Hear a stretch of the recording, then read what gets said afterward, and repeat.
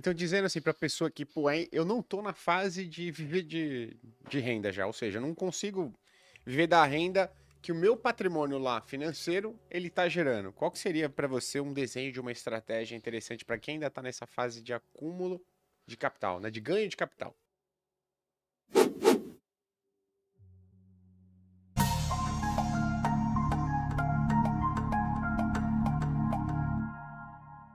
Hoje você vive de dividendo já. Ah, daria pra viver, mas não vivo, mas daria pra viver porque eu recebo mais de Empresa, né? dividendos do que eu gasto, assim, daria Uhum. pra viver. Você acha que essa é uma boa estratégia, por exemplo, pra quem pretende aumentar seu patrimônio, ou chegar na independência financeira, investir através de dividendos? Sabe que, Visando, né? visando dividendos, Ah. eu acho que é diferente. Vamos lá. Primeira coisa, eu acho que o custo fixo é a coisa que mata. O custo fixo ele é o que te arrebenta, porque o custo fixo ele vai continuar existindo, né? Então, quanto menos você escala o custo fixo, mais fácil fica a sua vida. Você já deve ter reparado esse... Uhum. Então, tem gente, todo mundo que quebra é porque tinha um custo fixo muito alto. Porque o custo variável você consegue tirar. Você consegue parar de beber cerveja amanhã se você tiver numa dificuldade financeira. Você não consegue cortar o aluguel. É mais difícil. Tem que dar trabalho, você tem que pagar para sair e tal. Então, se você começa a investir até chegar num custo fixo neutro, que é esse o grande ponto, que é o que a gente fala de viver de renda, quando a gente está tentando falar isso, ou viver de dividendos, você está tentando fazer seu custo fixo ser neutralizado por uma coisa que você não tem que trabalhar. Esse é o grande segredo da coisa. O problema que eu acho é que quando você foca em dividendos no começo da construção do patrimônio, demora mais para chegar nesse ponto. Eu não foquei em dividendos e cheguei mais rápido que os meus amigos que tinham muito dinheiro que focaram em dividendos. Porque se você foca especificamente nos dividendos, pelo menos via de regra, as empresas que reinvestem mais, elas acabam crescendo mais. E querendo ou não, o dividendo ele sai do preço da ação. Ele vai ter um ajuste. Não é que sai do preço da ação, mas tem um ajuste acionário, né? Então você vai ter um evento de ajuste ali no dia. Então ele vai acabar saindo dali, você vai ter sempre o mesmo valor. Você está trocando dinheiro de bolso. Se eu tenho uma empresa que tem 100 mil reais no caixa e eu pego 100 mil reais do caixa e transfiro para minha conta física, eu continuo tendo só os mesmos 100 mil. Ela vale 100 mil a menos, né? E eu tirei do caixa, ela vale 100 mil a menos. De fato, você tirou o dinheiro do caixa. Então, se você precisa até neutralizar o custo, legal. Mas você pode ir mais rápido se você não fizer isso na juventude. Você pode escolher investir em ações de dividendos, mas se você fizer isso na juventude, eu acho que você pode atrasar um pouco a jornada. Por exemplo, tem gente que fica muito fissurado nisso e investe em fundo imobiliário. Se os fundos imobiliários, se você está afirmando, né, e tem gente que tem a coragem de afirmar uma loucura dessa, vão crescer mais do que as empresas, a gente vai ter um problema, porque as empresas que pagam os aluguéis dos fundos imobiliários chegariam num ponto que elas não conseguiriam pagar o próprio aluguel. Essa versão não pode ser verdade, ela não pode ser verdade materialmente, né? Então, dizendo assim pra pessoa que, pô, eu não tô na fase de viver de renda já, ou seja, eu não consigo viver da renda que o meu patrimônio lá financeiro ele tá gerando. Qual que seria pra você um desenho de uma estratégia interessante pra quem ainda tá nessa fase de acúmulo de capital, né, de ganho de capital? Eu acho que investir em empresas boas, independente delas estarem pagando dividendos ou não. Então, não é que as empresas que pagam dividendos são ruins, bem longe disso. Mas se você analisar se a empresa tem lucros consistentes, né, pelo menos uns 10 anos de lucro consistente, se ela tem uma dívida controlada e se ela está num setor perene que durou por muitos anos, eu acho que a possibilidade de você errar ela é bem menor. Né? Não é que você não vai errar, mas você diminui muito o erro. E aí se você soma isso com um crescimento de receita, talvez, um crescimento de lucro, né, de eficiência, o indicador que você achar que é mais importante, aí eu acho que você tem como chegar nesse caminho mais rápido, não só com ações. Né? Eu acho que aí vem outras coisas. E muita gente também não sabe que para renda fixa funciona também para viver de renda. Pô, CRA e CRI no Brasil isentos, né, e com risco também de empresa, mesmo nível de risco, você tem os que distribuem dividendos mensalmente, dividendos não, distribuem Juros. proventos, juros mensalmente ali, e você consegue, cara, organizar na estratégia quando você vai se aposentar para viver de dividendos ou de renda, de alguma maneira que você quiser. Os CRAs, eles são insumos incríveis brasileiros. A maior taxa de juros real do mundo é do Brasil, né? Então, a gente tem que aproveitar aquilo que o mercado tem para oferecer. Eu uso bastante. Acho que agora a gente tá batendo um ponto muito bom, né? Todo mundo tá meio que falando um pouco mais disso, que é, cara, dividendo é um ótimo jeito de você filtrar pra não fazer besteira quando você tá começando.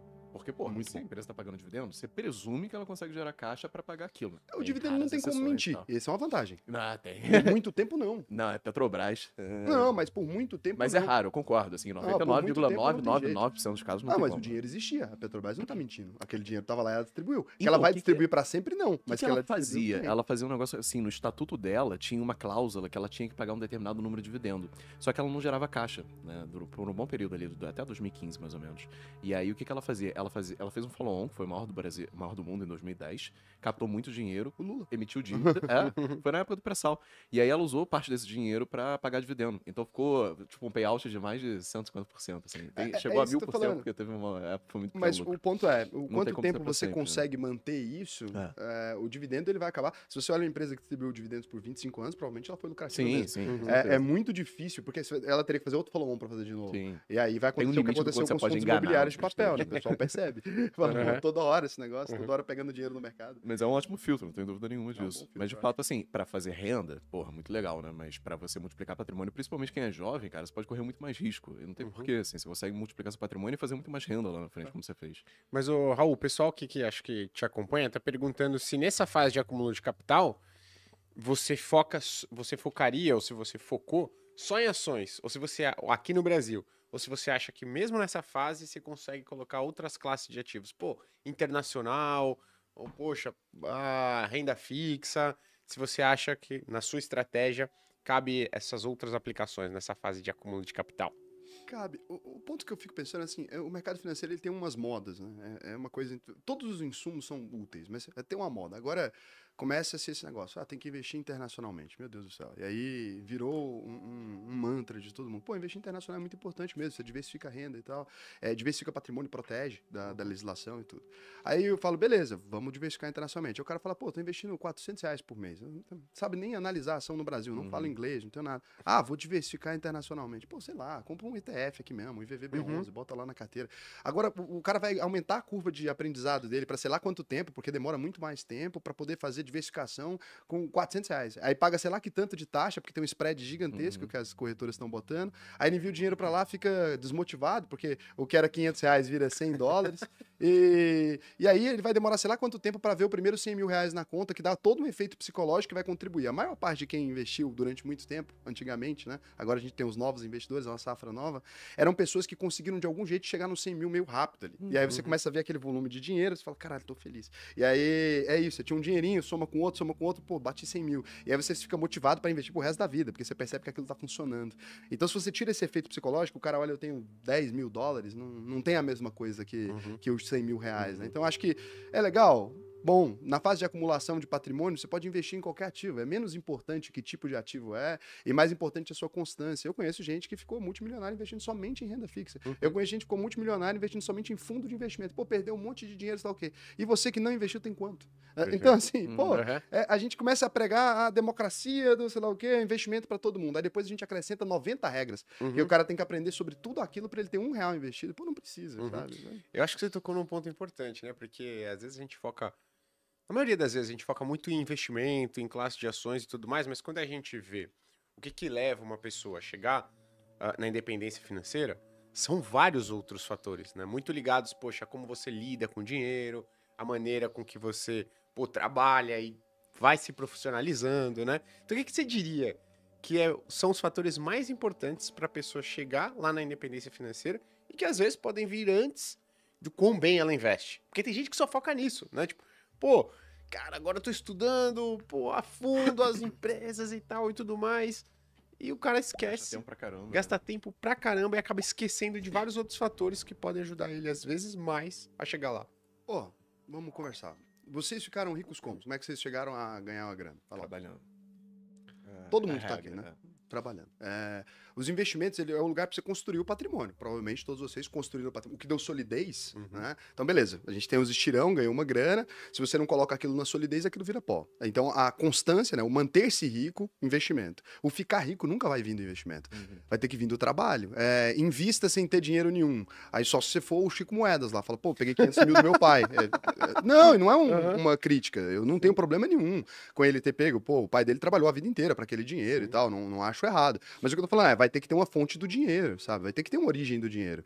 E aí eu trabalhei para um caralho, fui botando pequenos dinheirinhos ali e somei um dinheiro maior e depois alavanquei muito mais quando eu comecei a empreender. Mesmo sendo executivo, ganhando bem, o que eu empreender, me levou para mais. Então, o trabalho é o que funciona. Eu já vi gente ficar rico sem investir. Existe. eu nunca vi foi ficar rico sem trabalhar ou sem ter nenhuma fonte de renda, a não ser herdeiro. Então, se você não nasceu rico, o lance é trabalhar. E aí o investir vem em segunda prioridade. Vai te dar mais retorno investir por menos tempo, não ficar abrindo broker o dia inteiro, ficando doido com isso, uma vez no mês, e focar no seu trabalho e aumentar a sua renda, do que focar loucamente em ser o melhor investidor do mundo. Você poderia ser melhor que o Warren Buffett e se você ganha R$2.000 por mês, pô, vai morrer fodido. Não tem jeito, é impossível. Eu tava escutando um podcast do Morgan Housel, né, que é o autor do livro da Psicologia Financeira, e aí ele fala, até no livro dele tem essa parte, ele fala que a maior parte da grana que vem das loterias americanas vem da população de renda mais baixa. E aí ele falou, ele pensava, né, antes de estudar um pouco mais a fundo, ele fala, pô, a galera, esse pessoal não tem $500 em uma emergência de saúde, uma emergência e tudo mais. Ele fala, mas poxa, deixa eu entender o porquê. Ele foi estudar mais a fundo, ele falou, ele começou a entender a cabeça dessas pessoas. Ele falou, porque, pô, uma pessoa que gasta $2 no bilhete de loteria, isso permite ela sonhar que, poxa, isso vai encher minha geladeira, vou morar num lugar melhor e tudo mais. E às vezes eu acho que a pessoa, ela fala, eu vou ficar rico com investimentos, mesmo sabendo que é uma pessoa em 1 milhão que fez isso. Mas se você... E ele fala, obviamente, no final das contas, é difícil você se desprender desse pensamento, mas ele vai atrasar muito a chegada para a sua independência financeira. Então eu vejo as pessoas que pensam que vão ficar ricas com investimento, normalmente é a galera que tá pior de grana. Sim. Né? E ela, ela especula, né? Porque ela acha que aquilo tem, mesmo que ela sabe que é uma chance muito pequena, ela, pô, isso daqui pode mudar a minha vida. É quase como se fosse uma loteria. Eu recebi ontem um cara mandando fotos dos livros que ele tinha lido pra mim. Eu já tinha lido mais de 10 livros sobre investimento. Ele falou, cara, eu ganho R$2.000 por mês. E eu já li todos esses livros aqui, eu tô tentando mudar de vida. Eu falei, cara, para de ler esses livros e começa a ler o livro sobre a sua profissão, sobre uma nova profissão que você quer aprender. Porque vai fazer muito mais diferença pra você sair dos 2.000 para R$10.000 por mês de salário do que você saber tudo sobre investimento. Se você for o Warren Buffett com R$2.000 por mês, cara, não sei nem se você consegue poupar direito, porque o custo de vida aqui no Brasil é alto, assim, é difícil você se manter com 2.000. Então, pô, vale muito mais a pena você focar na sua profissão, na sua carreira, ganhar uma renda boa, e aí, beleza, você começa a focar mais em investimento, assim, de aprender, cara, como que eu consigo ter 5% de retorno a mais do que eu tinha antigamente, sabe? Mas é que é doloroso isso, porque as pessoas, elas se apegam na coisa que elas acham, a saída que elas acham, né, cara? O dia a dia, o cotidiano vai massacrando o cara ali, ele acha um cara aqui na internet, que tem gente mal intencionado mesmo, e tem gente que só também comprou o discurso e repete a mesma coisa como se fosse um boneco de ventríloco. Então, eu já conheci gente que fica prometendo essas coisas para as pessoas, aí você vai conversar com o cara, não é que ele tá fazendo de sacanagem, ele acreditou na mesma coisa. Então, venderam para ele e ele acha que tá se salvando, e aí tá salvando os outros também. Então, às vezes é só uma esperança, né? A pior coisa no mundo é uma esperança numa coisa que não vai funcionar. Então, é triste. E aí, e a gente é responsável também por uma parte disso, porque você fala uma coisa que dá margem pro cara cortar um pedaço, né? E aí os cortes agora de 1 minuto, fala coisa, pô, investi e fiquei rico. O cara costa no investir e fiquei rico. Ele ignora o trabalhei no meio.